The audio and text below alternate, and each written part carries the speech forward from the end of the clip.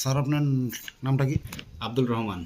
আপনি যে রাবার গার্ডেনে আমাদের সেভিগো কোম্পানির সার ইউজ করছিলেন, এটার কি বেনিফিট, খারাপ ভালো পাইছেন, কি বুঝছেন একটু কথা বলতে? আমার এটা বেনিফিট পাইছি বলতে, মার্চ মাসে যখন আমি চ্যানেল খুলছি তখন আমার ডিআরসি ছিল 33.10 33.10 মার্চে মার্চে। স্টার্টিং। আমি জুলাই মাসের জন্য আমরা যে অরেঞ্জ সারটা ইউজ করার পরে জুলাইয়ের পর থেকে আমার ডিআরসি 36.80 আচ্ছা, ডিআরসিটা প্রথমে কম আছিল, এরপর বাইরে গেছে। বাইরে গেছে, ঠিক আছে, এক নম্বর। দ্বিতীয় কথা, আমি অন্য বছর নভেম্বর মাসে পাইতাম 33টা থেকে 32টা ব্যারেল মাল পাইতাম এক মাসে। এই মাসে আমার 38 গিয়ে দাঁড়াইছে। 33টা পাইতেন, এবার হয়েছে 38, মানে 5 ব্যারেল এক্সট্রা বাড়ছে, ঠিক আছে। এক ব্যারেলে কতটুক হয়?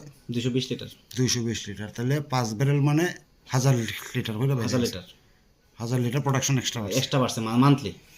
1 লিটারের মূল্য কত করে? এক্ষণে আমি এই মাসে তো রিপোর্ট আইছে না, গত মাস সেপ্টেম্বর মাসে পাইছি 53 টাকা করে। 53টা, তাহলে 53 টাকা ইন্টু 1000 মানে 53,000 টাকা প্রোডাকশন পার মান্থ বাড়তে পাই গেছে।